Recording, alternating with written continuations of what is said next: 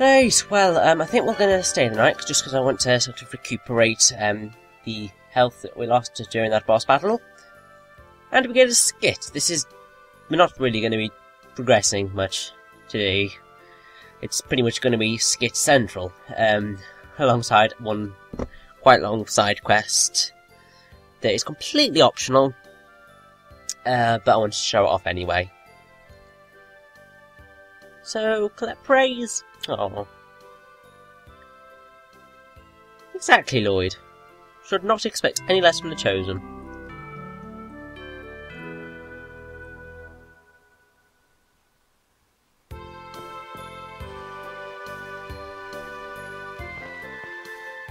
You see lots and lots of skits. Well, since we've got like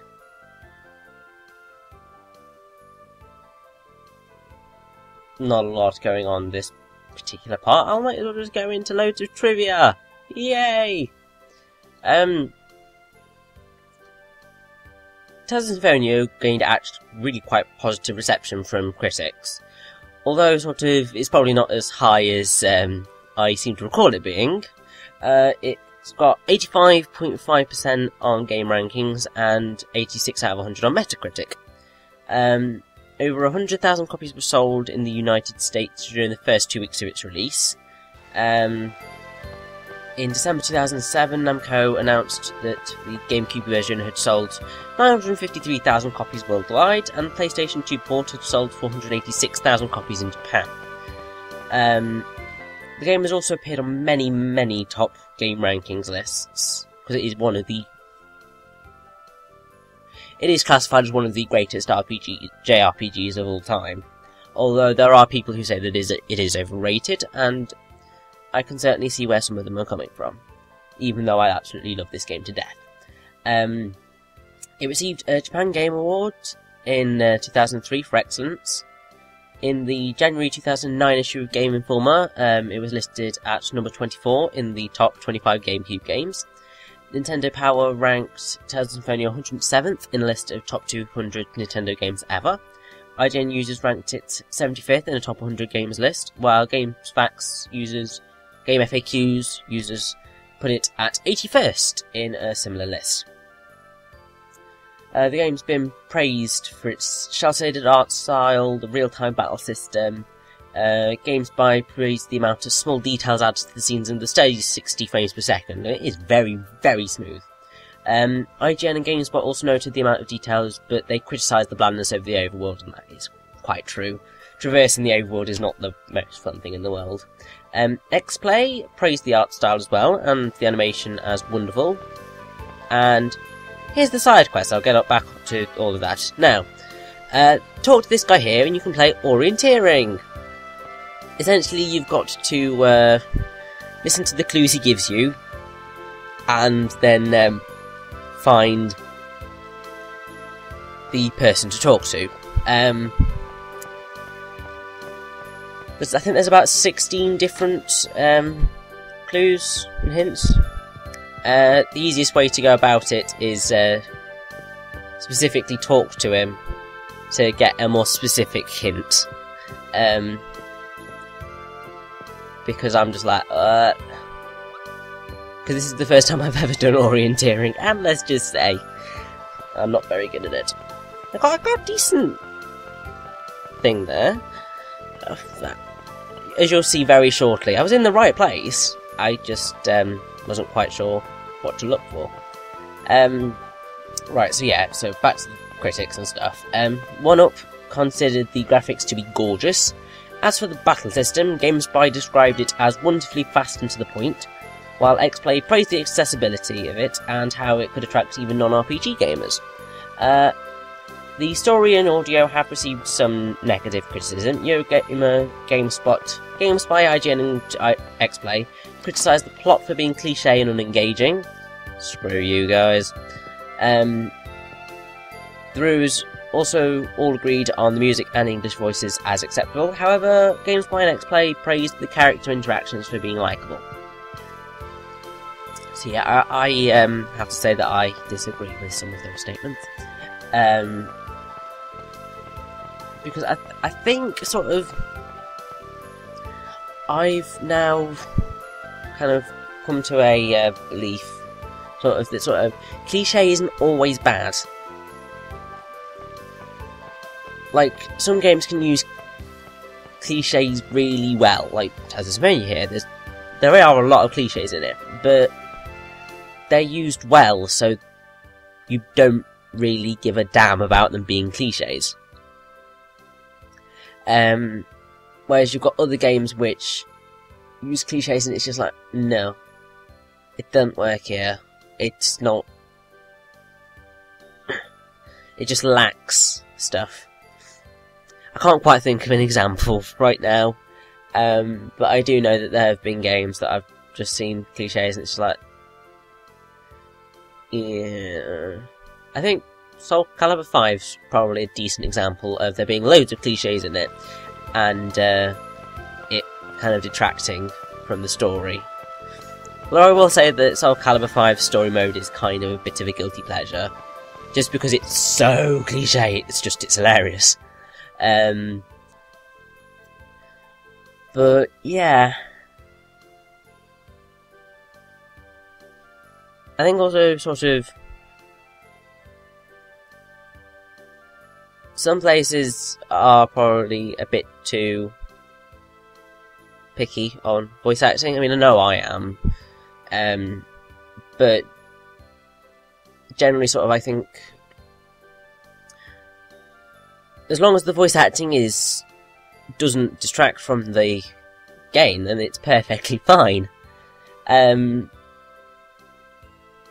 Obviously, some voice actors and actresses can put in particularly amazing performances, and I would say that some of the performances in Tales of Symphonia here are amazing. And they all sort of work together really well. A lot of the sort of voice actors from the original don't reprise their roles in Dawn of the New World, and that really sort of missed me off. Because it's just like, you get so used to these characters and these voices that sort of the second that they're changed, it's just like, no, there's something not right here. It's particularly so with Raine and Sheena. Their voices are changing. It's just like, no, they don't have the same sort of amazingness that these characters have. That is one of the reasons why I don't like Dawn of the New World as much as I probably could do. Because it's just like, if they'd have kept all the original voice cast, and they certainly kept some of them, Heather Hogan reprises her role as Colette, and Cam Clark reprises his role as Kratos. Can't remember who else reprises their role. But yeah, it's like Dawn of the New World was sort of like playing on the nostalgia of Tales of Symphonia, but it kind of took away some of the things that made the original so great, and that kind of just ruined it. Now this is a cheeky devil of a thing. Now, because we're in orienteering, we can actually go into... Well, I don't know whether it would occur sort of the second we enter the building normally, but this is where you'd get these other side quests. But I think because we're in orienteering, we're not going to be affected by it. We can just go straight to the Wonder Chef. I thought this is where that hint was pointing me, but it wasn't. So we're going to have to go talk to the guy again. That's generally sort of the good trick for finding these things, really.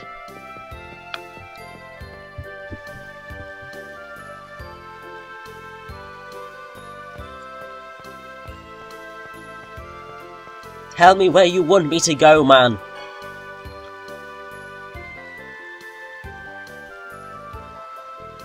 One of his fans, well, you could have said that, couldn't you? Ugh.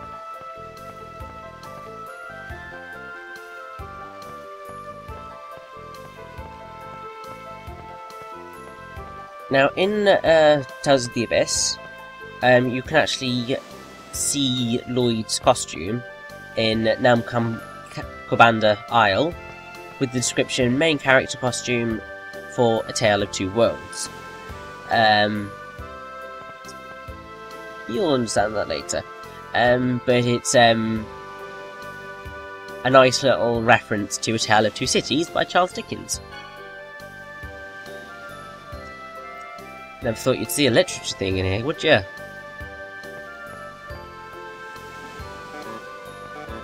Yeah, you don't bother go talking to the dog, that's not part of the side quest.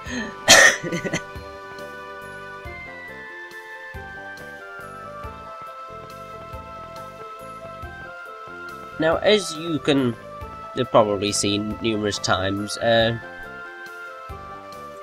Raine doesn't particularly like water, does she?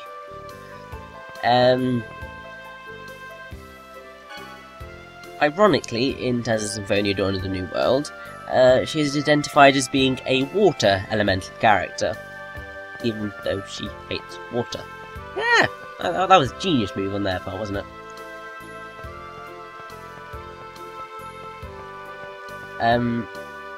Also, I don't think we've come across it just yet. I think it's slightly made mention of it at one point, but Raine is an absolutely awful cook. It's made worse by the fact that she tends to experiment with her food as well. It's a frequent joke throughout Tales of Symphonia and its animated rendition, as the idea of her cooking terrifies everyone, including Kratos and a spoiler character.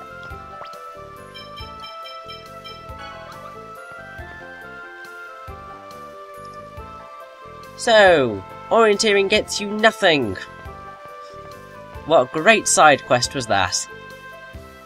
Oh well, you know it's there, and you can. It's a fun little, just aside that you can do if you want to. But yeah. Anyway, just gonna grab the little doggies. And I think we're gonna run around as Colette for a bit. Lloyd's been having far too much screen time, so we need to sort of spread out and give the other characters a bit of running around screen time. Sorry, Genis. Colette needs to be back in the party for a bit, just because I feel like it. Now, talking to this priestess lady here, you can jump straight to Hacknesia Peaks.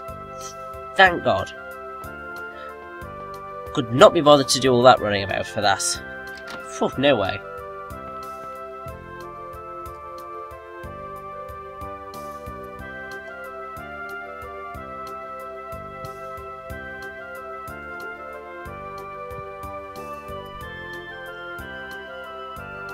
Thank you, Coton.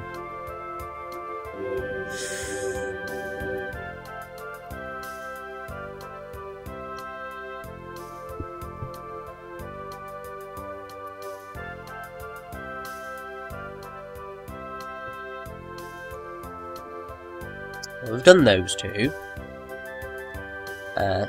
Ancient City, Sublime Wind, right.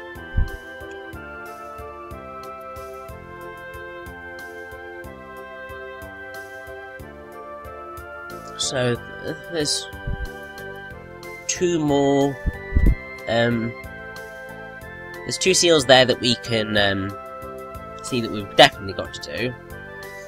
And, yeah. So, let's go to Asgard! And there's also the Tower of Mana.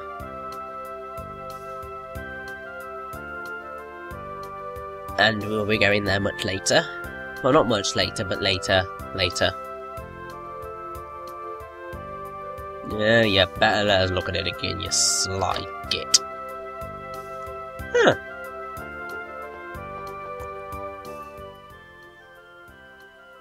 Well, most languages are pretty difficult. I mean, it completely depends on your base language. So sort of like English is a difficult language for most other countries to learn, because there's so many exceptions to rules. It's ridiculous. But we find it hard to get our heads around the likes of Japanese and Chinese, well, Mandarin, Chinese, and the other one, I can't remember what the other one is. So, yeah, it all depends on sort of your base language. It's like, I think, if you know English, it's relatively easy to learn French and German and Italian and Spanish, because they all sort of work from the same base, sort of. They all have their roots in Latin, so they've got similar grammatical structures and so on and so forth. So it's much easier to learn, so I'm sure Genis will do fine learning the angelic language, since apparently it's very similar to the current one. Yay!